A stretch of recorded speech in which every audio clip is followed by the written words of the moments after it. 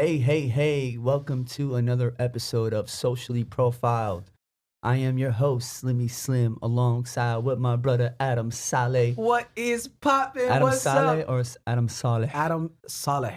You're Arabic, so Saleh. if you're Arab, you say Adam Saleh. If you're white or not Arab, you just say Adam Saleh. Why, or something. everybody, like, I know, literally says your full name everywhere. It's so annoying, dude. Like, everybody, bro. Like, my little cousin, who's 4 years old, says Adam. Oh, I never met Adam Saleh. Like, what you gotta say his full name for? Like, Bro, he's a regular. He's a regular to me. I say Adam. Adam only if you're a real 2020, one, bro. Yeah. Only if you're a real one, then you just say Adam. You know what I'm saying? But who gives a damn about me? We have a super special guest. He goes by the name of Mohammed Nakib. No, that's not his name. It's oh God, here we go. Pedro Gonzalez.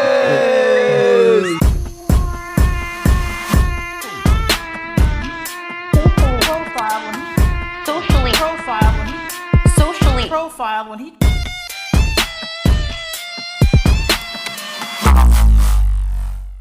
You know, I really thought we left this in 2019. I didn't think we were bringing it to 2020. I forgot what year that even started. Was that 2016? I made that up. Like 2016, so, I yeah. believe. Yeah. I forgot how they even Going started. So, strong. it's so funny how like, it became such a meme like on the channel. Like every time I see Nakib, I just called him Pedro Gonzalez. I just said it every single time, and it's only because I saw him one day with a mustache. Or you shaved the beard or something like that. It was a goatee. I had a goatee on my face. You had a goatee. Oh, yeah, yeah, I you shaved your remember. beard. It was the first time I seen you like that. And you just look like a Pedro to me. So I just made up that name, Pedro Gonzalez. And everywhere Nakib went, everybody would call him Pedro. No, literally everywhere I went, and then I realized it became a meme when like my Instagram comments were all Pedro. That's crazy. That's crazy. Yo, how'd you feel about that, bro? I thought it was hilarious. I thought it was really funny, honestly. I like that about Alright, Nakib. He's a good sport. Before we get started, by the way, we could look at the camera if you want, like here and there. You know what I'm saying? Oh, word? Yeah. So before we get started, if you guys do not know who's Mohammed Nakib, he is literally I consider him like a really close friend of mine, just like how Slim is a close friend to me. But he's known Slim for him and Slim. They've known each other way longer than me and Slim known each other. Yeah, I So, actually knew Nakib. He's in all of our videos. He's in a lot of our vlogs. That's how you guys know him. But how long you known Nakib? I know Nakib since I was like 4 or 5 years old, Like bro. diaper Like he's days. one of my like first Crazy. friends ever. Like literally. That's Yeah. crazy. That's crazy because like you know like I grew up in Bay Ridge, Brooklyn. You know, it's a neighborhood full of Arabs and Nakib literally lived down the block from me. Yeah. He That's lived dope. down the block from me, and we're in the same pre-K class, like Yeah. the class before kindergarten. You know what's funny? I was going through really old pictures like literally last week, and I saw our pre-K class photos, and like it was me, you. I think Sully was in our class too. I don't think Saleh was in the class. Yeah, but he was in the school though. It was definitely me and you, and I was. It was looking me, up you, and pictures. Khalid. Khalid, I have a picture of me and Khalid. Us three. Yeah, but yo, And you didn't have glasses at that time. Yeah, it was before my eyesight went bad. Now it's terrible, bro. I can't see nothing. Really? Yeah, I could barely like. I can't make out anything. I really can't. I need to get surgery or something. I don't know. That's crazy. Yeah, me and Nakib went to every school together. Like we went from public school to middle school, Wow. high school, and I feel like we got for me, right? super close. So you guys seen each other grow. Yeah, basically. That's dope. Basically, That's dope. he used to wear these thick ass glasses in high school, so thick. How you seen those glasses, bro? Bro, I needed them, but then like at one point I got really tired of wearing them because like you know growing up, you know, especially in high school, I was really violent. You know, we used to get into a lot of fights as kids, right? Yeah. And people used to see the glasses as an attack point. It's like, I bet, I'll break your glasses off. I used to get so mad. I'd be like, I'll break them myself. So what up? You know, like, it used to really piss me off. So I had That's to stop, crazy. I had to stop wearing them. Yeah, I can't imagine you like.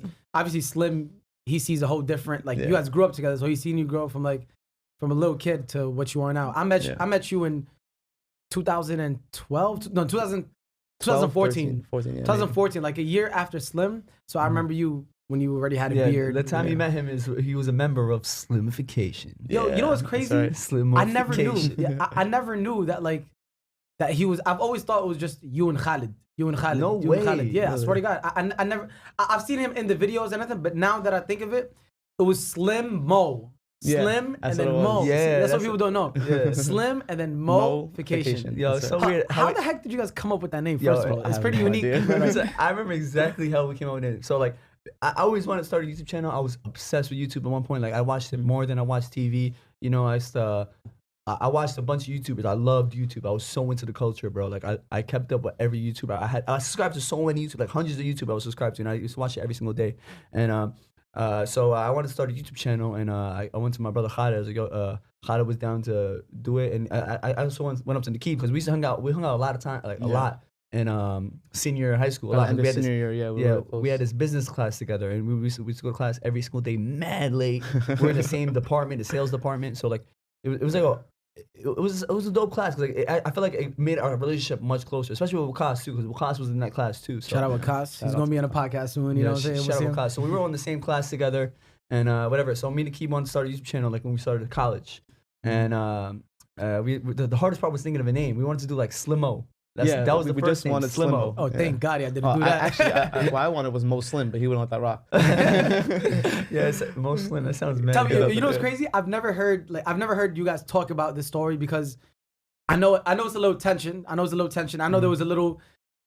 I'm not gonna say beef, but it was brotherly beef. See, the good thing about you guys, the good thing about you guys, and I want you guys to get to it, is that you guys were still like brothers at the same time. Like obviously, you guys know my situation. I had a YouTube channel with 2 other members, just like you guys had 3 members. I had 3 members, but with my one, it's not like with someone that I grew up with when they were 4 years old. It's someone that was a whole totally different story. So hearing your story is pretty interesting. So continue on. I remember when me and Slim like were first starting it. We knew at the time that like one person was usually the face of YouTube channel, right? And we recognized that. But me and Slim were like, yo, like we see ourselves coming in as a group, like we know we can do it, and we were pushing for that. But we didn't do like you said, like I gave everybody on the channel like their airtime. Like, we do a skit, like someone with they'll be the main face of the skit. You know, sometimes I'll be just be the brains behind. Like not like it was not just me in the face of every skit. You know what I'm saying? Like sometimes it'll be a skit just about Nakib. Sometimes it'll be a skit about just Khaled. You know, like that's how we try to do. We try to like equal out the the airtime. That's why I always feel like whenever you have a group on YouTube, it's always so hard because, I'm telling you, that's why right now with BTS, they're saying it's their 7th year together. The 7th year is always like bad luck, like, like bad luck. So that's what I'm saying. BTS, you never know, they might separate. People go crazy. But like, as groups, I feel like it always separates and it's always so hard. And that's why I thank God with me and Slim, like I have my own channel, you have your own channel, and we just collab. Yeah, Boom. exactly. And we've always told you, so it's weird. I always call him Nakib. I call him by his last name, Nakib. Everybody calls Nakib by his last name. Yeah, I just started calling you Nakib, and I don't know. Like, it's not the same Mo because there's too many Mo's, especially in Bay Ridge. You know how many Mo's there's in Bay Ridge, Brooklyn? A lot. Too many, bro. You scream Mo, and everybody's gonna turn their head. Bro. Everybody, even my dad. But seriously, you're even my dad. His Mohsen, so you say Mo. But oh my God, you're really like.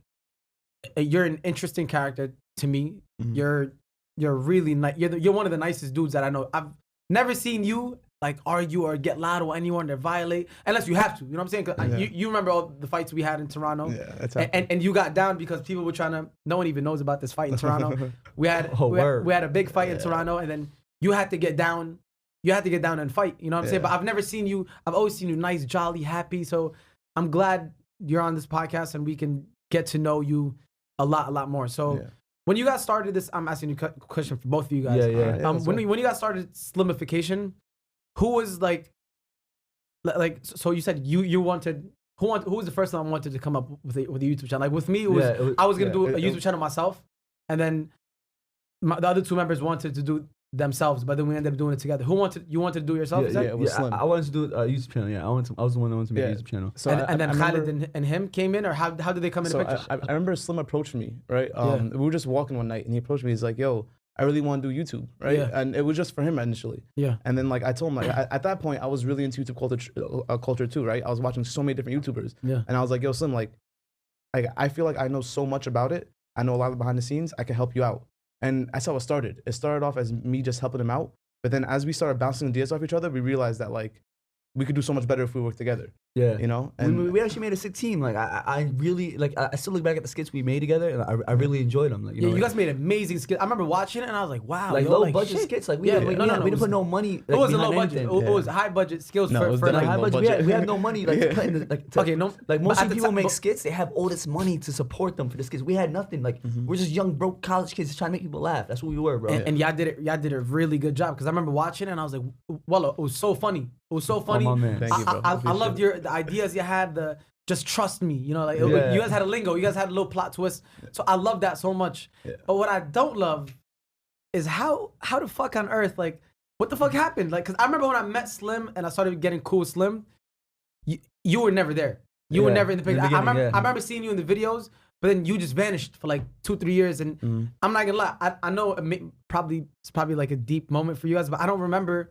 what the fuck happened. Yo, all right, so this is what happened basically. This is what I remember. So like in the beginning, Nakib, like he's one thing I like about him a lot. He's always down. Like he's one person that's down for anything, bro. You could tell him you do something, he'll be down for it. You know, like so whenever I had something like an idea I wanted to do, he's always down. I'll eat ass. Hey yo, I might if he pays me enough. Hey yo, chill out, man. Hey yo, but yeah, Nakib's that dude that's always down for everything. So whenever I had an idea, like. We made all these skits together. Like he bound like helped me out. Like whenever I had an idea, like he would elaborate on the idea, like expand on it and help it make it better. And like I love the ideas he would come up with and stuff. And we just made a good team together, whatever. Yeah. But the creative process I was gonna say was my favorite part, because like almost every time it was Slim bringing the idea, and then we spent almost an hour or two just like making it funnier and funnier and funnier. Like I love that experience of just, you know, taking a simple concept and then we stretch it out to something crazy. And then putting I know it together. Exactly. That's an amazing feeling. I know exactly. So what the fuck happened? So you're gonna tell me you're not? Yo, chill out, man. Chill out. I want to get to the juicy part. I'm trying Who swung first? So basically, I was always making I was trying to make a video every single week. You know, I was legit trying to be a YouTuber, like trying to do this full time. But at the same time, it's hard because, you know, we go to school. You know, we're college students. Where we work at the same time, so we barely have days to film. And on top of that, we gotta like coordinate our free time. Coordinate our schedules, especially. So like whenever there was times that we'll like I'll try to schedule a film, Nakib wouldn't be able to make it sometimes. Like what were the reasons? I forgot. Why would you not be able to make it? So at first, you know, all right, so if something came up like work or school, that was understandable, right? But what happened a lot was at that time it was just difficult for me just to leave my house, just because, you know, I had a very controlling household. You know, my mom just didn't want me going outside at all. Yeah, his mom. So how old were you at the time? I was like 21 at the time, bro. 20? Yeah. You know, you guys, it's our problem. Understand it. Our problem. No, that's not our problem. Nakib's situation was a little bit more like crazier than everyone else. Not, I wouldn't say crazy, but his mom was mad strict. Like he was that kid that never left his crib. Like he never got to experience. Like me and Wakas would chill after school, try to hang out. We'll wait outside his crib for him to hang out with us. Yeah. But he wouldn't be able to hang out with us. He couldn't. I remember one time, someone Wakas literally rang my doorbell. Right? This is after school. I just came home, maybe like 10, 20 minutes. They rang my doorbell, and then my mom answered, and they go, "Oh, can Nakib come out?" Mom goes like, "No," right to the face. And I was standing behind her like, "Yo, please let me out, man." And that tactic works for everybody. You know, when you go to someone else's parents, they always say yes. You know, they can't say no to their friends. My mom knows you. It's not like you're a random person coming up to the crib. Like she knew you all her life. Why would she not want to like? She was trying to protect me from the bad influences of the street, which I understand. Wow, you know, so Slim is a really bad influence. This guy's terrible. There is a lot of bad influences in the street. Like you gotta understand, but at the same time, like I feel like sometimes if you hold something too close to you, like you can't just protect from all the bad things. You know? Yeah. Like I feel like it could go wrong. Like that could make someone turn to the bad things instead of even with a lot of like a lot of parents, when they're strict on girls, they end up like wanting to run away. You know, they end up wanting to do stupid shit worse. Yeah, you know what's worse? They say about strict parents. They say that like it makes sneaky children. It makes sneaky children. Yeah, like so you sneaky? I mean, nah, I'm a bad liar. I can never be sneaky. I tried. Like, I'm a terrible liar. My parents are strict too. I'm not gonna lie. You know, we come from Yemeni parents. Yeah, every Yemeni parent's strict. You know, but for me, like I feel like I was such like a crazy young kid. Like I was always sneaking out, and then I would get screamed at every single night. I'm like, okay, like, you know, I've done it so many times to the point where my parents like they just gave up. Like, yo, fuck this. Because I was to the point I was sneaking through the window to come home at late night. What the hell? From hanging out, but like I was sneaking through the windows. I'll climb in the window, right. First floor, go inside. So I couldn't do that because I lived on the third floor, so there was no option for me. All right, so when he wasn't making it to to film with you for Slimmification. So what happened? Like what? Yeah, it started building a lot of tension. You know, I would get upset because like it would happen very often, and like, at the point like it's dismotivating. Like, I really wanted to keep this YouTube channel alive. You know, I feel like we're doing a good job. A lot of people in the neighborhood were coming up to us saying, "Yo, you guys are, you know, really fun." We had people that really supported us. You know, in the neighborhood, like, you guys are really funny. I enjoy your skits. I watch them with my family. And at the time, we didn't have that much followers that followed us like that, but it really motivated me when I heard that. So I really wanted to push out more stuff. I would do vlogs, and on top of that, I'll try to plan even when videos. even when he wouldn't show up, you would still like would you still do the video? Well, no. At first, you wouldn't do it. At first, we try to reschedule, but then it happens so often. Some's like, you know what, I'm just gonna do it myself. You know, and I remember like the. So do you admit to your fault? No, of course, yeah. Like see, that's what I'm saying. You're a real one for doing it. A lot of people wouldn't admit their faults. No, because I understand completely where Slim came from, and I remember like when it started getting like really bad. Like he would just stop telling me what the videos he had planned. Right, he would just go out and do it.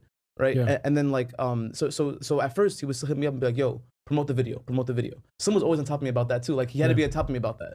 Because like for me, I saw it as a fun thing to do. Slim's work ethic was different. You know, so Slim was trying to push a career out of it, and me and him just weren't on the same work. I've seen that. I definitely see that pushing him, and I seen the killer instinct of YouTube. Like I want to do this. Yeah, I like that. I really wanted to, especially because we had a lot of doubters as well. Like a lot of people were like hating, shitting on us, bro. And I was like, yo, you know what? I'm gonna make this shit happen, bro. Watch, I'm gonna make everybody like that who doubted me, like I'll make them feel like I'm gonna prove them wrong, bro. That's what I wanted to do. That's why it's good to have haters. So haters out there, hello, say hi to the haters. You know what I'm saying? They were my biggest motivators, honestly. Like, they really motivated me. But honestly, I was really passionate about YouTube and filming. I really loved to do it. You know, like, I felt like I was born to entertain. Like I was always like a outgoing young kid. So like I wanted to do this so bad. Like I couldn't see myself doing anything. Like at this point right now, I can't see myself doing anything else.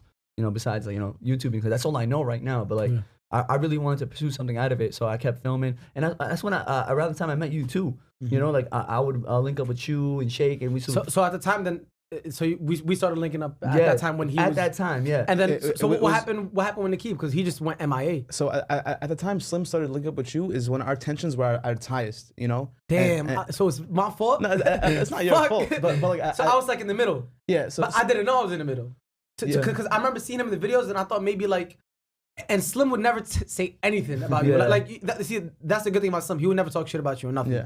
He would just not say nothing. He would just continue on as if nothing was going on. He would just bang out videos. That's it. He would just, yo, I got this video idea. Let's do it. Boom, boom. Yeah. Same thing. No, I guess. I really think like, you know, that time it was great for Slim to meet you. Because that helped him push himself even harder and realize it helped push me too. Because I needed someone. I had no one. I didn't have like a film crew. Like, when I was around you, like and shaking up, like. I had like someone who's doing the same thing as me, so like it's more motivating. Like when I see you do your videos and you bang out, you're dropping bangers, bro. I was like, yo, like this is so dope, man. Like even you hanging out with me, and I'm seeing you doing your thing.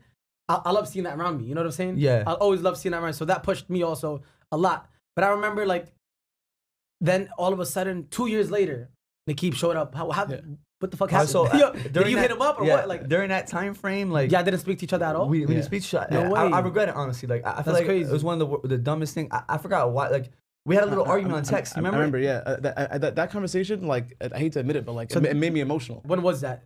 Was that one like just started like?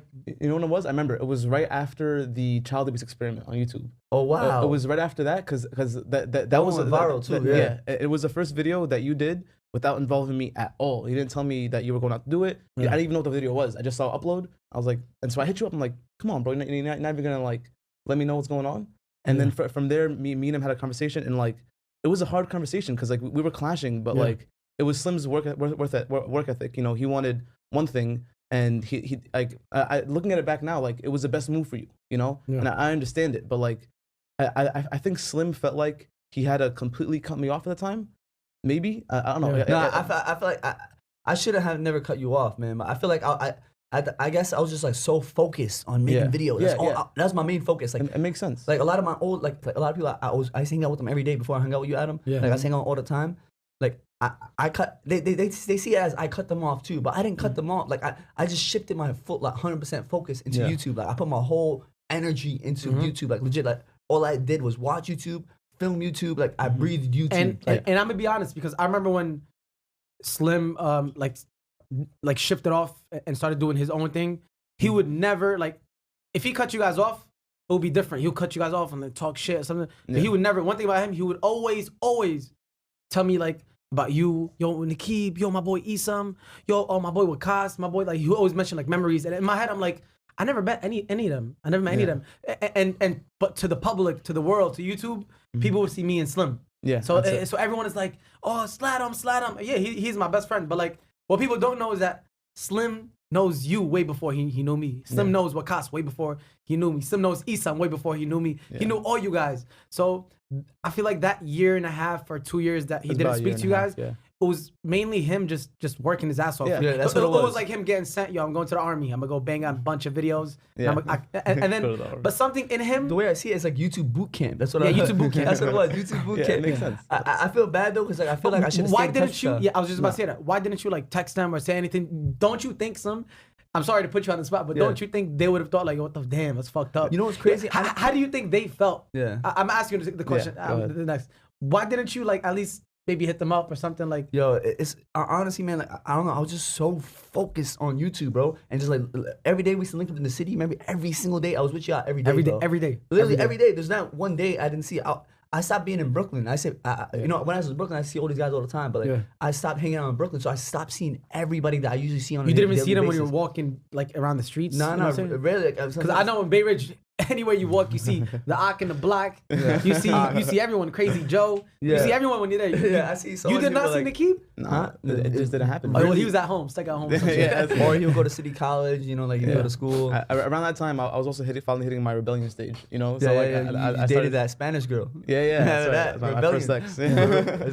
So while he was doing his YouTube, this and that, what were you doing? Like were you like, fuck this, I'm not gonna do YouTube no more, I'm gonna just continue like did you get I guess you got over it and started doing your Nakib, you had mixed feelings about it like at the time. We both did, honestly, like you know, that's one of my biggest regrets. Like I really wish like, you know, we got to talk about it and like squash it out in a better way, but I'm happy that, you know, even though it's a year and a half is kind of a long ass time, but I'm happy that, you know, we still got this bond and relationship, you know? Yeah. You know what I'm saying? I remember at the time, it wasn't only my perception that you cut us off. It was like the hood's perception. Everybody, you know? bro. Oh, wow. So I remember you were telling me. I remember you were telling me. All of them, like, they really thought that, like, I cut them off. Like, I changed. Like, fame changed me. So that's what everybody thought about me. But look at it this way, Slim. You disappeared for a 1.5 years. Yeah. You didn't get locked up. You didn't get locked up. But the thing is, right now, like as of today, as of 2020, they all understand that you were out there doing a YouTube camp.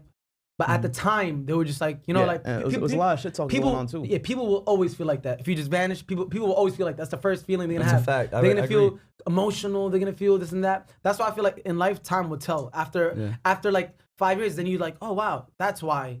You know what I'm saying? That's why. Life's a learning experience, man. Like I learned all this stuff. Like I learned, you learn as you grow, you know, like, and that's why when I started hanging out with everybody again, like I keep in touch with everybody now. Like as you know, like I keep in touch with almost everybody, like I chat little by little. But at the time, how did you feel, Nakib? Like when he was when he disappeared? Yeah, so right after, first let me say, like, that was worse than any breakup I can go through. You know, like it was like a breakup, bro. It was a breakup. That was a breakup. I consider it a breakup. But the thing is about you guys is that like both of you are mature and grown men, and like you have like what I love about you is that you're understanding. You know what I'm saying? Someone's understanding too, but you're understanding. You have no ego. You have no pride. Like, oh no, you know what I'm saying? Yeah.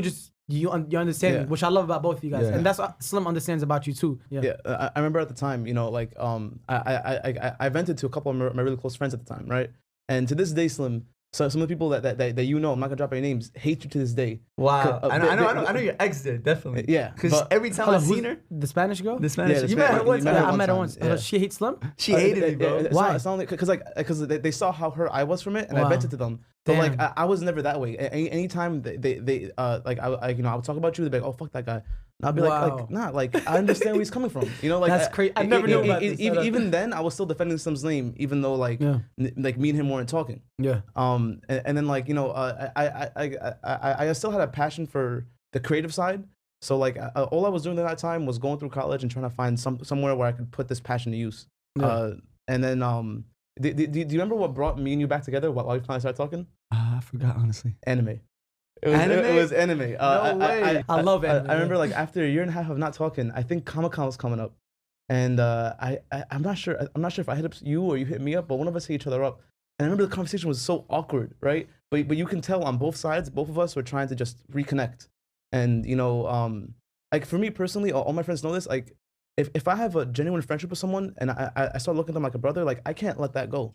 Like no matter what happens, I'll always keep that person like close to me. And so it like I at the end of the day, I always want to really establish my relationship with Slim because like he's really like a brother to me, Yeah, that's amazing. So I was really happy we got to do that. And then like once me and him met up, like it rekindled really easily, Wow, that's crazy. And I don't remember who hit up who either, but like it was Comic-Con for real? I think it was Comic-Con, yeah. Comic-Con it must have been Comic-Con 2014 or something. My first ever Comic-Con I ever went to was with Nakib actually too. Yeah. That's the funny thing. Like I've been going every single year since then. And I drag out Adam, I drag you with me all the time. I only go for you guys to mess around. Yeah, you never watch one anime, like you don't watch anime or nothing. What do you, I love anime. Like, it's funny how I love how we drag you down there every time, bro. It's funny as hell. So pretty much a year and a half, he went off a year and a half, and then you came back, and then Slim was, he had over 100,000 subscribers, 200,000 subscribers, I'm guessing. Something like that. Something like that, yeah.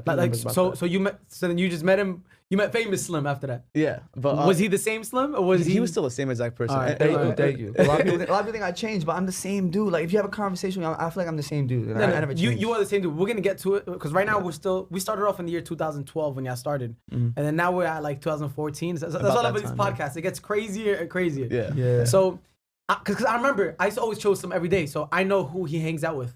So at the time when he started chilling with you and you started coming like here and there, I was like, yo, I got competition or what? I was like, yo, I was like, oh shit. A little tension there. But then I realized and I understood that he was in your video Slimification, and I was happy that you guys can still be cool. I was like, wow, that's amazing. Like yeah, I can still be cool. So then I started noticing Nakib would come more and more. This is from my end. I would start seeing Nakib more and more, and then Slim would tell me more. He was like, oh, that's my boy from Bay Ridge. Oh, my boys from Bay Ridge, man. Like. That's why I grew up at, Bay Ridge, my boys, this and that, blah, blah. And then I remember a few months later, Slim was like, oh, damn, one of my boys was trying to commit suicide. And then Slim was the first one to go to them, to make sure they were good. And that's how he got, with the whole hood talking about him, that's how he went back and that whole situation like reconnected me with everybody, bro. Like, you reconnected with everyone. It made me think about a lot about life, man. I was like, yo, man, life is too short for this shit. Like it made me think about all the memories I had with that person. Yeah. And I was like, it was like, I don't know, man. So like I ended up like linking up with that person and I stayed in touch like ever since then. I stayed in touch ever since. I remember because it changed. It It used to be just me, him, and obviously Sheikh and the other people. We used to just chill every day. And then, obviously, all like ended off with just me and Slim, whatever. But then you started coming along. You started coming along like every day, and I loved you. Like this is why I love you, because like I love your energy. I love like I feel like hanging out with you every day, having your energy, having your presence is amazing. I love it. I love it when you're there. I love hanging out. You know what I'm saying? Yeah, I love that. And even with Wakas, so I felt like that was the new like kind of like group. It was like me, Slim, you, and Wakas. But we never went and said, yo, let's make a group. Yo, let's get this. You get that money. We never had business involved. We always kept it. Just, it was genuine, bro. Everything was genuine, like we real friendships and just laughs. Yeah. Like, we hung out with each other just to have good laughs, honestly. And I love that. Because after when Nakib started coming, then after that, Wakas started coming. Yeah. And then when Wakas came, I remember Slim. He was like, yo, we're going to Dominican Republic. Nakib can't make it, but my boy Wakas is gonna come. He's from Bay Ridge. And I don't think I met Wakas at the time. And then I ended up meeting Wakas. We ended up going on a trip. DR. That's the first time you met him. Yeah, and he was so cool, so genuine. Yeah. And I was like, yo, you know what? Slim having these friends around him and even around me, that's really healthy for us. Really good to always have people to make you better, to humble you, to tell you when you're doing something wrong. You know what I'm saying? To tell you, yo, you're killing it. Like to help each other. Yeah. Because me and some. At the time, we never really had people like that. We had people who were just trying to be better than us. You know what I'm saying? Like, oh, trying to be better than us, But it's all good. Everything happens for a reason. Everything gets to the place that it is. And the fact that you guys are cool now is amazing to me. You guys took a year and a half off. Yeah. It's crazy. You know what I'm saying? That's crazy to look back at it right now because I forgot what, like, I don't know. It was crazy. So historic. It's like, it's a big part of our history. Actually, I want to ask you, like, do you notice like a change in me during that time? Because I like during that year and a half, I finally hit my rebellion stage. Yeah. And it was a big change, bro. Yeah. Because like, I don't know, like, because at that time, I feel like you started working more, you going to school more, so you were allowed more out your house. Yeah, basically. So he's allowed more out his house, and I feel like, I don't know, like he had more freedom. Yeah. So he started expressing his freedom. Yeah, in certain ways. I remember before then, when me and Sims hang out and do the channel together. Anytime I was out, my mom would constantly blow up my phone, and I would ignore it. Yeah. And then my mom would call him instead, right? And then she started blowing up his phone. And so I'm looking at me like, yo, like, why is your mom blowing up my phone? Like, why is that happening? And then like it's just overprotective out of mothers. That's what it was. And then like but by the time we met back, me and you started chilling again after that year and a half.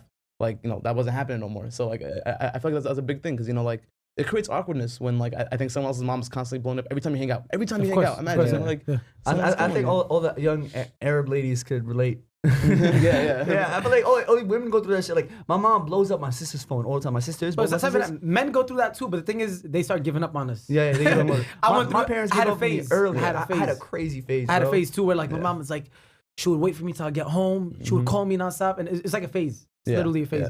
Yeah. And you know what else I think is pretty dope? Like, and that you guys had a little breakup or nothing.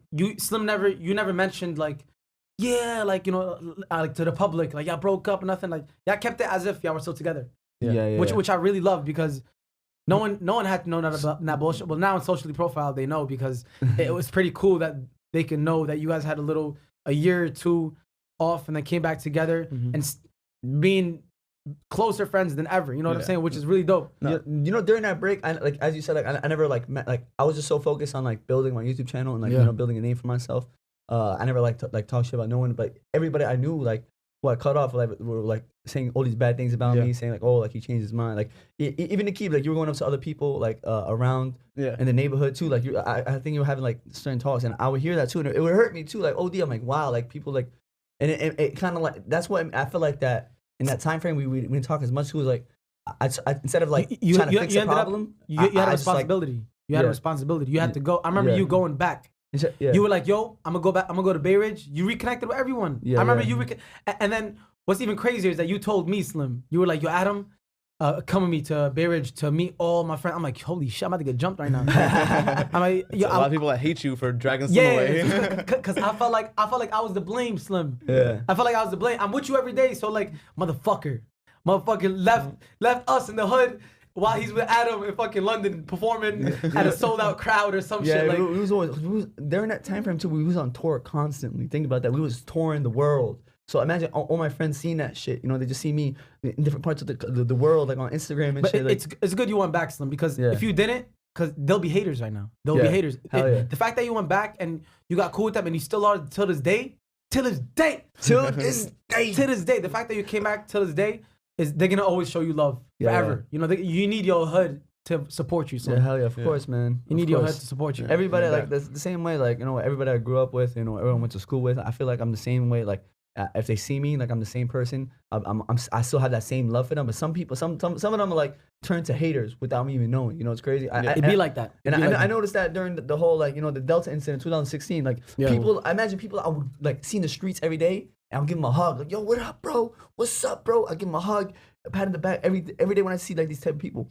And then during that Delta incident, like it was one of the hardest times ever for us, like emotionally, mentally, and everything.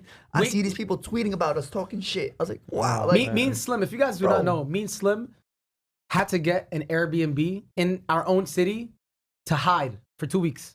Yo, I fucking felt like Osama bin Laden, bro. We had to get an Airbnb to hide. So we don't want no one to see us. People were looking at us like, remember someone walking in the street? Oh, like, fuck you. People just cursing us. Yeah, people wanted to fight us because the media portrayed us as bad people, bro. Yeah. It's like, crazy what the media does. It's crazy what the media does. I swear to God, I never really like understood that phrase when people say, "Oh, don't believe everything the media says." But whenever the media really pushes something out there to paint a picture of what you are, you can't do you can't do nothing. Yeah. Especially as we have a big family, we have a big platform, but still that platform wasn't enough to persuade the world. Like that was mainstream. It was us, our platform versus the fucking world, bro. The mainstream world. Versus $1 billion company, bro. Yeah. Who's the media gonna side with? Yeah. The $1 billion. With the two Muslims or with the $1 billion company that they get free flights off with of? the $1 billion freaking PR team, with $1 billion like they have a $1 billion lawyer team, like they have the best team in the world, like like two little kids like us. What the fuck we could do against them, bro? Like he put us through a lot, but alhamdulillah, like we got through it. Me and Slim got through it, and we just continue to do it. We just continue doing us, like as if like fuck it, because let them think on the day of judgment. We'll see who was wrong. They kicked us out for something for literally something we didn't even fucking like. It wasn't even a big deal. We're speaking Arabic kind of loud. That's it. Speaking Arabic. If anyone speaks for speaking loud, you're getting kicked out. Really? Yep. Dude, what the fuck? It's crazy because like in a lot of people like in college. That's how we talk. That's how we talk. Yeah. You know what I'm saying? We're from New York. We talk loud. We was young Arab kids, and then they just wanted to take advantage. Like they acted scared and shit. Like, oh, I never heard this language before. Like they started getting all scared and shit. Like, but if it's and at the time there was like an attack in Germany too, so people were just overreacting. Like oh, y'all coming to New York City. Howard City. Come on, man. I need to chill. I don't know, man. I remember during that time specifically, you two, like I've never seen you two so depressed. You know, and like it was like I remember I wanted to crack jokes about it. That's what we do. We just crack jokes about anything that happens. But I had to wait literally a month before I cracked any jokes, just because like it was that hard for you guys, you know. And like I had to give you guys your time to heal first, dude, like, and then I started cutting ass about it. That's crazy. That's crazy. Oh man, bro. But what's up with your love life? Anything? What's been going on with you? Nikki? Tell them about you, bro. Love life. Nick. Tell them about you. What's up, bro? With you? So he had his first girlfriend at age 21. Am I right? 19. Was 19? 20. It was 20. 20. And I turned 21 a month later, so 21. Yeah. 21. That's crazy. That's most people in the neighborhood, like you know, they just they talk to a girl, whatever, crush on the girl, high school crush. You know, I couldn't have that. High school girlfriend, like you know what I'm saying, like something light. You know, like that's how we have all our young experience. I'd rather have our experiences young than have it when we're like much older, because I feel like when you're older, you can be taken advantage of pretty easily. Yeah, which is what I had to go through, I think. For real? Yeah, I think so. That relationship itself, I think I saw it as more of testing waters, you know, where like I didn't take it too seriously. Yeah, I noticed that you didn't take that relationship that seriously. You just like dated her, like to see like how it was to have a girlfriend. Yeah, I guess, right? exactly. Yeah, and it didn't last very long. It was like 6-7 months. And you know what's funny? I remember Adam Nakib telling me that like Nakib like he wasn't like much of a talker to females, you know what I'm saying? So she actually picked you up, like she bagged you. She bagged me actually. She bagged. I swear she bagged Nakib, bro. Well, isn't that funny as hell? It helped me, you know. I'll take it. Man, I'll take that. That's what's up. His first girl bagged him, bro. He didn't even have to spit the game. She spit the game for him. Like she didn't have to say much, honestly. What did she say? Do you remember? No, I don't remember exactly, but I remember I was awkward on my end because you know I didn't know what I was doing. But I met you guys together once at a lounge, right? I remember her now. It was in the city. Yeah. And that was actually the first time I met you, I think. Nah. Yes, it was. I swear to God, that was the first time. That's when he first kind of came back. That's when he started coming back. Yeah, that's the first time I met and that's you. when he started looking. She really disliked me. That's not when I started coming back. I think it's right before me and you fought, because I was with her on the time when me and you had a little breakup. Yeah, you were with her. I feel like she was feeding shit into your head. Yeah, no, girls are manipulative, bro. Yeah, she was. I learned the hard way. I felt like she was definitely feeding shit into Nakib's head to hate me. You know what I'm saying? Like that's crazy. That's why I was like, you know what? Like I just like put it to the side. Jessica. Yo, shout out Jessica. Hey, Jessica. Spelled with a Y though. Oh, yo. God forbid you say Jessica, because then she'll come at your face. Oh, hey, shit. yo, nah. I don't know, man. Like, I guess because I'm like a very outgoing, like crazy guy. I don't give a fuck what people think about me. So like, I was like that around her, and I feel like she really like didn't like that about me. I don't know, like I could see it. Like, how can you not like Slim? How can you not like? It's either you love me or you hate me or you dislike me. And she was like, I could tell because I've been around a lot of people. I know how people are. You know, like I feel like I'm a people person. I could tell how people think about me or what they think about me. Like I just feel like I really have good. How you say it? Like my mind could pick it up, bro. Like, I could just. I read people. That's what it is. I could read people, bro. I feel like because I met so many people. We traveled the world together. I could read people. I read people for you, of course, bro. yeah. Like, you know what I'm saying? I can tell. Some sees it right away. Yeah. I see right away. You know what I'm saying? Like I don't know. I could just see, and I could just say like that look she gave me every single time, bro. Like whenever I was doing something funny, making people laugh, she was like, she just gave me this dirty ass look all the time, bro. Like, damn, bro. Like this girl did not like me at all, man. She didn't. I know it. See, I know it. But yeah, no, the relationship itself didn't last long. I remember that like the day I broke up with her. You know, females, you know, they go in bed and cry. I went out and played basketball. Like I really didn't care, you know. Like I'm sorry. I'm sorry, but like it was really just from my experience. The relationship after that, though, I had one other girlfriend since then, and that was, when did that start? I think in 2017, right? 2017. Is it the recent one? Yeah, the recent one. Yeah, The recent one. Yeah, this one. Nakib this one changed lives, bro. Changed life, bro. Yeah, we need to talk about this one, Nakib. Yeah, we really need to talk I about have so much questions about this one. I have so many questions. I have a few questions too. Right. Who wants to start? So should I explain it first, or you guys just want Yeah, to ask questions talk first? about it. Talk about it. You started first. Yeah. Okay, so I met her late 2017, and that's when we started dating. And then Where was she from? from Trinidad. Trinidad. Yeah. Shout out Trinidad. Shout out to Caribbeans, bro. Yeah, Yeah. I love y'all. Hey, yo. But My man said love. nah, it's a great culture. I love the culture. The L word. but yeah, so we dated for about a year, and then it wasn't dating no more because it turned to marriage. after Hey, a yo. year. Yeah. Yo, I can't believe he just said that. I It was 1 married. year? Was it really 1 year? Yeah, it was about a year. Oh my 1 God. year later, you know, Look at I you, was, You know what's I was crazy? standing in the hall with a suit on. And, You know, I swear, Nakib, I remember when we did this. I was upset because you didn't tell us shit, I bro. didn't tell You no tell one. us You nothing. didn't tell No. yo. Like I feel like we had that relationship where we told each other Everything, bro. I even tell told him you- when am I taking bro, shit. Yeah, I tell you guys everything whenever I have my problems, whenever my Yeah, ups and downs. yeah, I always tell you guys how I Yeah. feel and stuff. And when you did that and you didn't tell us until like a few months. You told us a few Yeah, months later, yeah. bro. A few months. You didn't tell us shit. We went on a trip to Tokyo together. Yeah, we went on a That's trip crazy. to Tokyo. Literally the day I got married, the next couple of hours I was on a plane with y'all. Hold on, so did your family know you guys got married? No one knew anything besides her family, and I had to bring one witness. So I brought Fee. If you remember, Hey, Wow. so, So you have to bring a witness to get married, right? yeah. That's yeah. But no one knew this at all. But did you want to get married Uh, after 1 year? that's a hard I decision. definitely felt like it was rushed, and I think the reason why I wasn't comfortable telling y'all is because y'all gonna look at me and be like, "What's wrong with you, stupid?" Which I was at the time, Yeah. but like I didn't want to be convinced out of it, so I kept it a secret, and I decided, you know, I'm just gonna do it. I feel like this is the right move, and I feel like it'll work out in the long run. And then after like 2-3 months, I'm looking back at it, I'm like, yo, I'm a fucking idiot. Like, what am I doing? So did your family end up knowing? yeah, so What was their thoughts? What was, I ended up telling my father first in January, so I think it was about 3 months after I got married. I let him know first, and then from there, you know, the rest of the family found out, and the reaction it was it was a terrible reaction, and I understand why. I understand too. One, it was a secret marriage with a girl that didn't even know I was dating. You know, like Yeah. it was a secret relationship. So like, you know, suddenly, you know, imagine your son comes to you and says, "Hey, by the way, I'm married."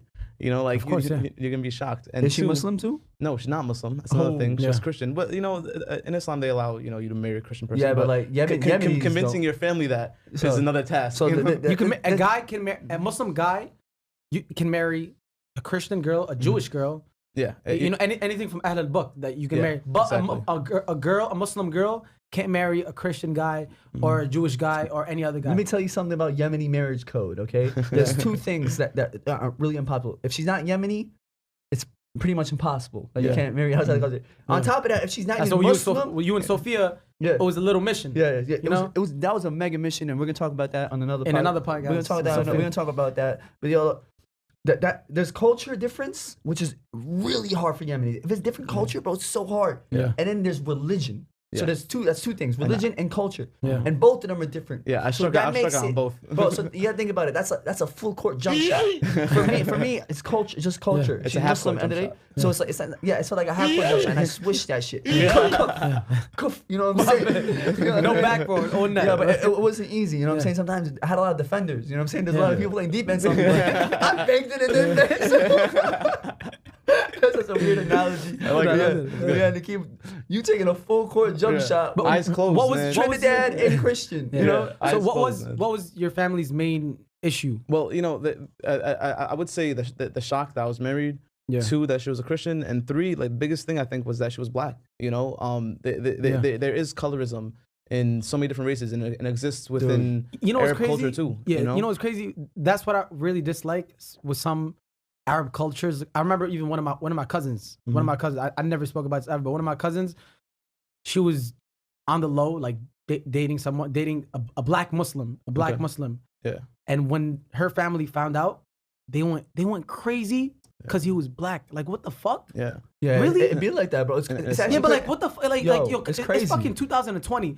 The fact that they think like that is unacceptable. It's scary. It's Unacceptable. kind of scary to think of it like that, bro. And at the same time, like, he's Muslim. He's Muslim. So if she loves him, he's Muslim. But their issue is like, oh no, he's black. They look down at people who have darker skin. Even in Yemen, people in Yemen, Pakistan, or anywhere, Morocco, anywhere. If their skin color is darker, they get looked down as if they're ugly. No, it shouldn't be like that. If you're lighter, you're the beautiful one. Hell no, I that don't mean shit. It's crazy. I never like really thought of it like that. Like, you know, I used to hear this from my cousins. Like, they said in Yemeni culture, like, he had a son, and his son was a little darker skin than like light, and then they called his baby ugly.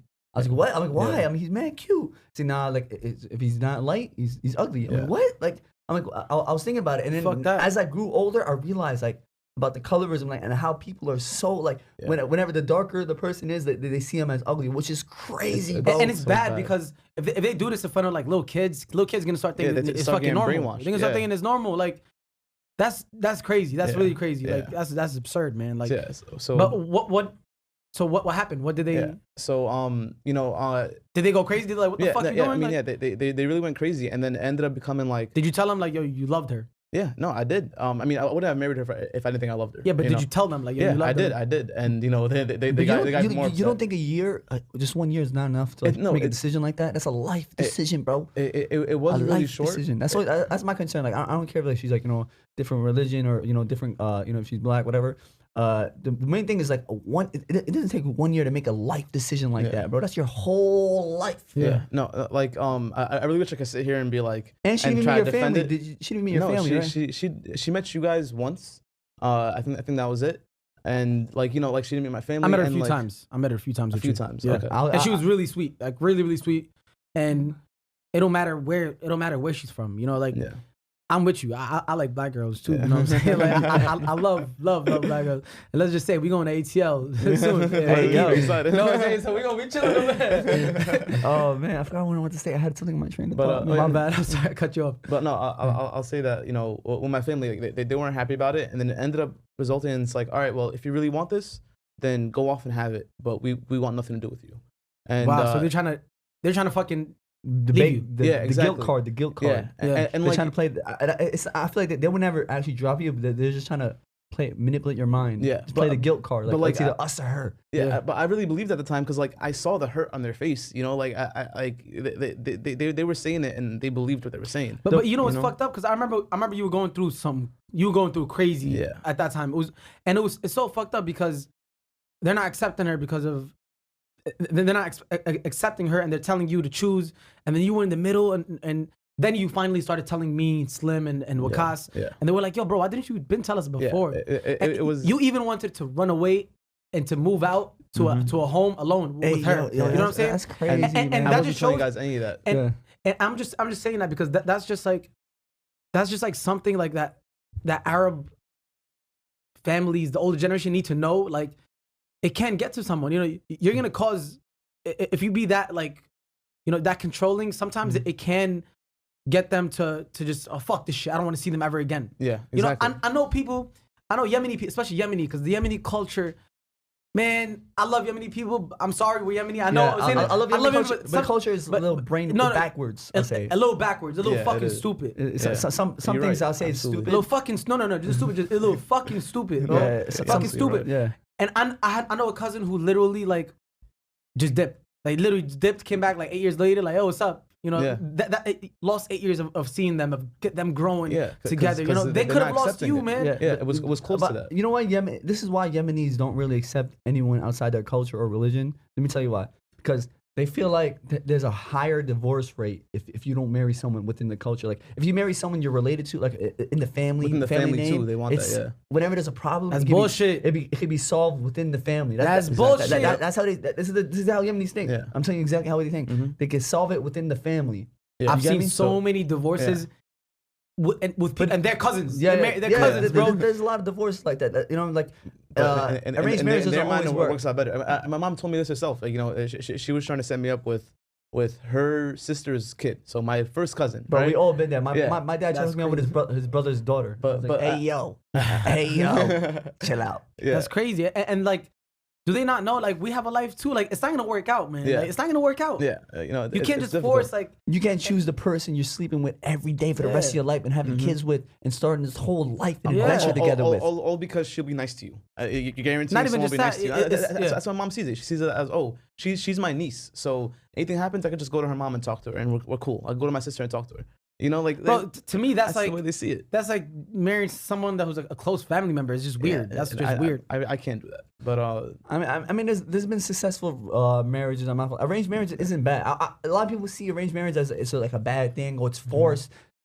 There's some marriages that are forced. Okay, those are the ones that are not successful. But like arranged marriage, like if you really want to do an arranged marriage, there's nothing wrong with it. You know, like there's actually a lot of successful arranged marriages. Yeah, and a lot of people, like especially these days, people who grew up in America or grew up in like a Western world, they always think like, oh, it's arranged marriage is forced marriage, or you're gonna marry your cousin. Like they say it's a bad thing, but it's not a bad thing because there's actually a lot of successful arranged marriages. And but and on the flip side, there's a lot of them where like they stay together, but they just grow up to resent each other. You know. Like, but both parties like, all right, I feel like those are the people who are forced. I feel like those are people who got forced to get married. But like, if you really want to get married, I feel like you get arranged marriage, you meet in the wedding day, whatever. I know it's kind of weird, but you feel like you grow with each other. You know, you get to know each other. Definitely. You know what I'm saying? Like you get to know each other throughout your whole life, your marriage, and it's like an adventure together. It's a mission together, basically. You know, you guys saying like we don't know each other, but we're gonna get to know each other. We're gonna stick it out, and we're gonna raise a family together.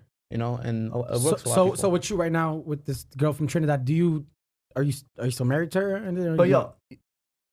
Are you still married to her? All right. So we don't. Yeah. All right. So I don't know. Let you guys know. So I knew at the time my family's worst possible reaction would be, get the hell out, and we don't want to see you no more. And I was ready for that. I was ready to just start a new life with this woman, but at the same time, I was also going through some serious family drama with my father's health. And like I had to make a decision at that moment. It was either go off and live the life that I planned and I wanted with this woman, or stay behind for my family and be the supportive father figure that they need. And at the end of the day, it was an easy choice. I decided my family needs me, and I could drop anybody off when it comes to taking care of my mom, taking care of my sisters, making sure everyone is raised right. Yeah. So, she understood it. It wasn't pretty, but, at the end of the day, she understood where it came from.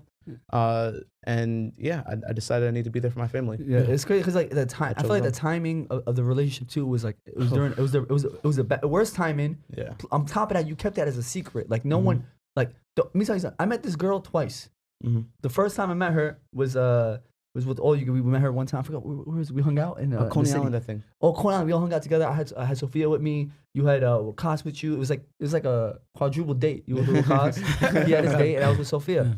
And that's the first time I met her. The second time I met her, triple date, is when you're signing the divorce papers. That's the second time I met her. They signed divorce papers, bro. Yeah, I needed a witness. And oh my God. I was like, let me call my brothers for this one. But I want to say that, like, to me, my biggest mistake wasn't doing the secret marriage. It wasn't not telling my family. It was keeping a secret from you guys. Yeah. Because at the end of the day, you guys are the ones that I can come to when it comes to these kind of decisions, and you guys can always steer me right and always give me the best, mindset. It's not even that. It's like we'd feel some type. We're like, yo, damn, you didn't tell us. Yeah, we feel some type. We feel some type. I was like, damn, you don't trust us? Tell us. Exactly. You know what I'm saying? And looking back at it, I would say that was my biggest mistake, and that's the thing I regret the most from it. Because if I was just more open with you guys and I wasn't so embarrassed about it, then I feel like all this could have been avoided, because I know you guys have the best interest for me, in your hearts. Hell yeah, of course, bro. You're our brother, bro. Yeah. And you told us like 4 months later after you got married. Like, how much long? I don't know exactly how long. You had 6 kids and shit. Because he told us, he's like, yo, the day of Japan, the day we went to fly, I flew with him on a 20-hour flight to Japan. Me and him, and he didn't tell us shit. I'm a married man the whole time. He was a married man before me, bro. That's crazy. Before me, and I was with Sophia for a while back then. We were together for a long time. Trying to make that, and I understand you, Nakib, because I was going through the same situation, like, different culture, and it was annoying with my family, I understand how you, like, I understand, Nakib. I went through the same thing, but I feel like you went, like, too fast with it, and especially Hell yeah. And, I told you guys all my problems when I was having with my family and stuff, like, I was telling you everything, bro, and then the fact that you didn't tell us nothing, like, it kind of, like, it hurt me, too. I was like, wow, like, Nakib is coming. Like, are we not that close no more? Like, I thought we were close. Yeah. That's we where I tell each saw other, it. because we have, like, as I said, me, Slim, Nakib, Wakas. That's us four. Since 2014, 2015, we've going on trips together, everything together. We tell each other everything. Yo, what's wrong with you? You good? Yo, what's with Wakas? Everything go with you? You tell us everything. We tell, it's like a little code we have. We tell each other everything. We trust each other with everything. You know what I'm saying? And that's Slim. Sometimes he's always the first one. Like, yo, what the fuck, man? He'll be the first one to say it. He'll be the first one to say it. That's true. But I love that about him because he's straight up. super He's blunt. real. You know what I'm saying? Straight up. Super Yeah, blunt. yeah. You know, like that big blunt. You know? Hey, yo. But my question: do you, like, since you're divorced with her now, do you still love her? I don't think I have room to love anyone else right now. All my love's going towards my family. And I know, like, I don't know if I should even mention it, and I'm sorry if I am mentioning it, because you went through a lot. And I remember seeing you every day for 2 years, Nakib, maybe even longer.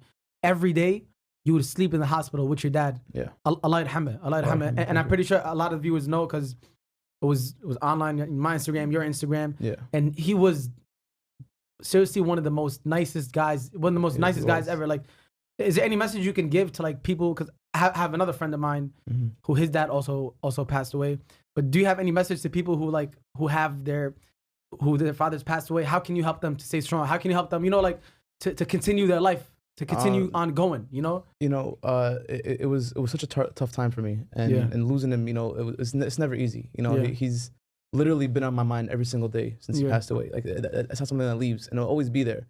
But I think what helps me the most is knowing that this life is temporary. We're all gonna pass away eventually, and my goal is to meet him again in the afterlife. Inshallah. Inshallah, bro. And if I can do that, like, that's what keeps me pushing forward. Yeah. So that's what I'm striving for, and that's what I hope I can achieve. Just know that you, like, I seen you every day. Every day you helping. You're really there for me, Adam. And no, I seen you every day because you were in the hospital next to my house, next to my old house. Yeah. So I seen you every day, going every day. And I met your dad a few times, and he was one of the nice, just like you. It was like a version of your soul. His pops. Yeah. His pops had more of an impact on my life than my uncles did. Some of my uncles. Crazy, I swear. Like I swear. Like, I seen your dad all the time. You guys live down the block from me. Obviously, I grew up. I see him all the time. He's the nice. I swear I don't have a single memory of him being angry or upset or anything. Like, wow. Always smiling, always happy, always jolly. I see him at 2 a.m. He works 2 jobs. Yeah. I see him sometimes come when I hang out from you. When I hang out with you in Queens, I just come back late night in the train, 2, 3 in the morning, and I see him, and we'll just walk together from 59th Street all the way to Bay Ridge, and we just talk about random shit. And it's at 2 a.m, bro. Like, he's mad tired from work and shit. Like, and he still had a smile on his face. He's just happy. Always just this happy guy. Like, he had such great energy, bro. And I don't know, his dad was amazing, man. Well, and the whole situation happened, like, it hurt me too. Like, I felt your pain, bro. Like, I felt your pain too, because I never lost someone close to me, and like, when that happened, I felt like I lost my uncle. Wallah, I swear, like, it really, like, Wallah, same here. I never in my life I've lost anyone that's close to me or something like that. That's the closest. And I know it's maybe not as close as with Slim, but that's the closest because you're a close friend of mine, and that's your dad. That's your dad, and like, that's someone. I even imagine it right now. Like, oh, my dad, like, yo, like, damn, man, my dad. While the days are coming, our fathers are becoming older and older. Yeah, it's and scary, sooner or later, we're all gonna go through the same thing. We're all gonna die, but obviously sooner or later with age, my dad's gonna pass away. Everyone's dad is gonna pass away, and like, I always think about that, and sometimes I don't even like thinking about that, but like, I can't even imagine what I'm gonna go through. Like, that's my fucking best friend. You know what I'm saying? My dad, is also my best friend, like you guys. You know what I'm saying? And that's just, it's so hard. And it is hard, bro. I respect you, and I respect you and your family for just for being there for him, and for you just carrying his soul, because you have the same soul as him, Nakib. Just remember that you have the same soul as him, bro. All those nights in the hospital and everything, God sees all that, bro. Like, all that time you put, just to be the support of your fam. Like, bro, I look up to you for that. Well, I swear, like, I admire you so much for that. Like, I really do respect you so much for that. Like, all those times you were just there, literally all night in the hospital. Like, literally from like. And I'm glad we got to be around you too, Wallah, because I can imagine how you guys really helped with that. You guys really helped me, stay sane during all that, because all I can think about at the time is that, like, if this was happening to me, my father would give up everything to be there for me, so like it only felt right to do the same thing for him. There's one memory that I have that can't leave my mind. And I don't know whether it's good or bad. I'm gonna let you guys know. I don't think I've told you guys this. Yeah. But this is the last time I was physically taken him to the hospital, right? Because we had to take him every morning to go get a radiation appointment. So this specific day, he was super weak. He just didn't want to go. He could barely even stand up on his own. And like I was like, no, Bobby, you need to go. You need to get this radiation. You need to get better. And he just wasn't having it. And he could barely even walk. I was really trying to get him to walk. He couldn't move more than a step. So this was in the hospital? Or no, this is at home. Yeah. So I was like, you know what? Like, you just have to go. So I picked him up. I put him on my back. And like I remember the whole time he was freaking out because I don't think he's ever had a man carry him before. Yeah. So he was like, oh no. I was like, Bob, it's okay, I got you. And I physically carried him down the stairs. And at that time, I wasn't physically active, so my body isn't that strong. I remember near the end of the stairs, I'm 3 flights up. My legs were wobbly. I was barely able to make it. But I was like, I need to get him down there. And all I can imagine is like when I was a kid, he was physically carrying me when I couldn't walk. So now I'm carrying him. Bro, that's such like that's like an anime, bro. That's like an anime moment right there. And then that's crazy, bro. Hold on, so what were you saying that you think was wrong? Well, no, it's not necessarily a happy moment for me because it was the last time he was in my house. After that, we took him to the hospital, and I told him like, yo, he can't make it downstairs, and I can't carry him every time. So I put him in the hospital bed, and then from there, he was there for maybe about 1 or 2 more weeks, and then that was it. So Allah yarhamah. May Allah grant him the highest rank of Jannah because he had, and what's to know, he had, what kind of cancer did he have? It was multiple myeloma. So it was cancer in his bone marrow, and it could spread everywhere. Yeah. Like it can go from the tip of his head to the bottom of his feet. It was like a rare cancer, right? It was a very rare cancer, yeah. And they didn't have a cure for it. Oh, and it came out of nowhere by itself. Yeah. I remember one of the hardest things. He told me, like he called me and he told me, he's like, yo man, like they went to a specialist doctor in the city like that specializes in that cancer. And that one specifically, yeah. Yeah, and then he's one of the best in the world. And yeah, he ended up telling you, he's like, yo, I'm sorry, I wish I was smarter. But I couldn't do nothing. When he told me that, I was like, damn, bro. Well, I remember I broke down. I was with Sophia. I literally broke down just thinking about it. I was like, damn, bro. Like, I feel like it's coming. And I was like, I can't imagine like the shit you're gonna go through because like, it's painful, bro. Like it's when I think about my pops is passing away. When I just think about it, bro, I start crying, bro. Well, I was like, I can't. I'm like, yo, what am I gonna do? Like, I can't imagine like how my life would be, bro. You know what I'm saying? So like, that's why like. During that time, like I'm happy that we were there for you. Try to like be a pillar of strength for you and your whole family. And you're strong as hell, mashallah. And may Allah keep you and your whole family strong. Inshallah. Just know that you always got us around. You always got us. And no matter what, as you said, life is temporary. Just remember, everyone in this world is gonna be gone. Exactly. Everyone in this world is gonna be gone, and we're gonna always be here for you, no matter what. No matter what. We gotta better ourselves too, man. You know what I'm saying? We gotta better ourselves too. That's the scariest thing, man. I always think about like life after like death, man. It's just scary, bro. Well, it's just scary. I always think about it, man. Like that's why I'm like, what am I doing in my life, bro? Like, do I do enough good? That's what I just think about it. Like, do you do enough good? Like, do you ever think about it? I think about it too. What if you die tomorrow? Like, of course, you could die now. Like, it's crazy. It's scary, bro. Yeah. Like, what if you're just driving one day, you just get hit by a car? You're done. No, it's game over. You can't get another chance, you know? And that's the scariest thing. That's why, I don't know, man. You just gotta stick to your prayers, make your du'as. We're all not perfect people, man, but we try to be. That's the most important thing. We try to be like the best humans we could, you know? And God is gonna judge us all in the end of the day. Yeah, definitely. Well, do you ever, this is out of topic, but do you ever think about, like, I know you used to be in summification. You have that passion of making, creative content. Do you ever think about making your own channel or something? That's almost always on my mind. But like I see it so what's the word I'm looking for? Daunting. No, the reason why I see it that way is because like I physically see the amount of work you guys put in. Like this is like a full time like so that's what you're scared of? Well, it's not that I'm scared of it. It's that I don't want to start it and then like not take it as seriously as you guys. I don't want to do something and then make it subpar. Like I feel you. I don't want to sound like I'm a perfectionist, but like I really am. Where I'm like like if I'm gonna do it, I'm gonna do it this way, and it has to be this way, and it has to be right.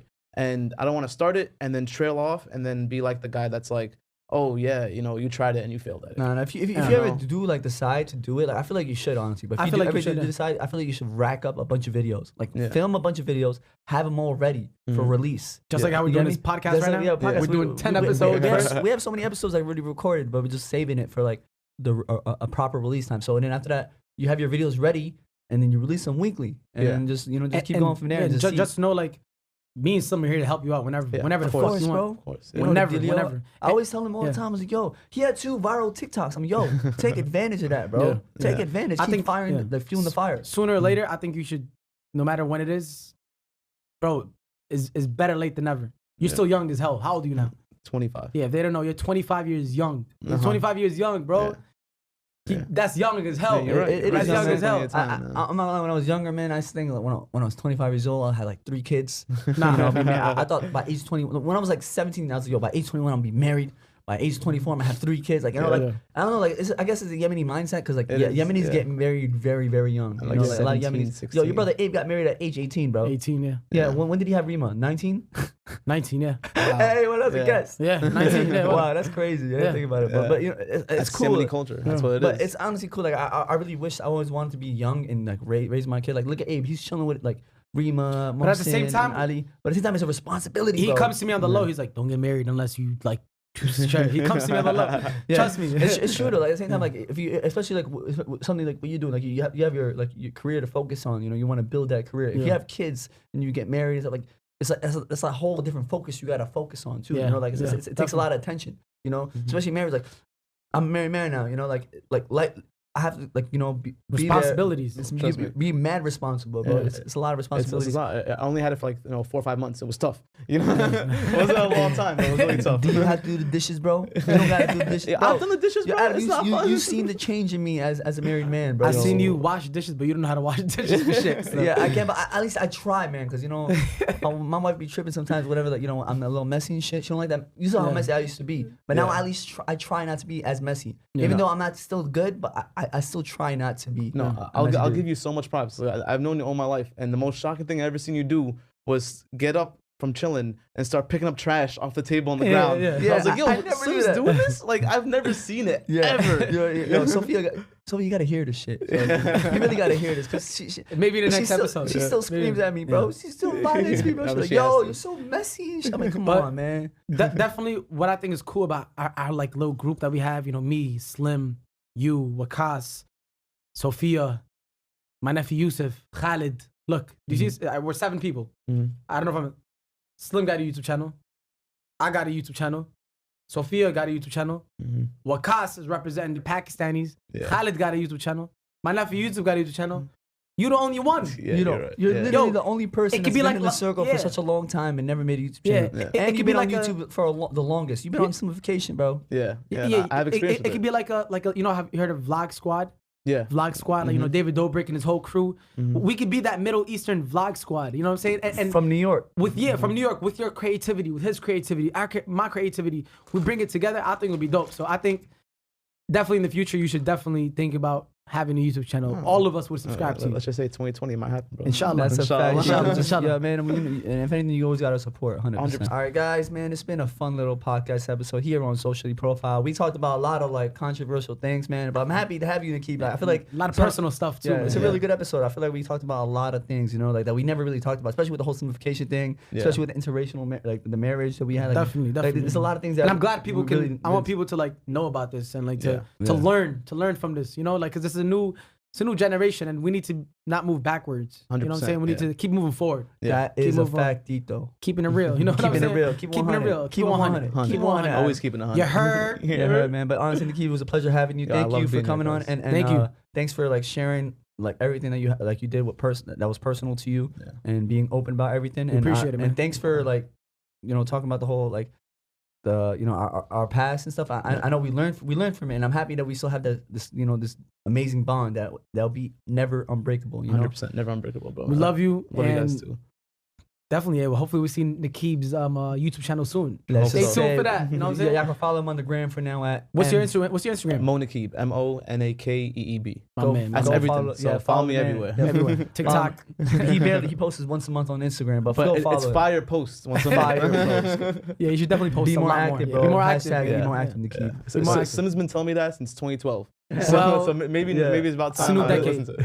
For real. And thank you guys so much for watching another episode of Socially Profile with Slim and Adam. You guys can follow us on our Instagrams. My one is Adam Saleh. Slim _ Slimification. So hard to spell, but it's all good in the hood. His YouTube, Slim Albaher. Make sure you go subscribe to Slim Albaher. Go subscribe. Check us out next week. Come listen to us. Socially Profiled. We love you guys. Every We'll single see you week. guys Here we go. next Take time. care.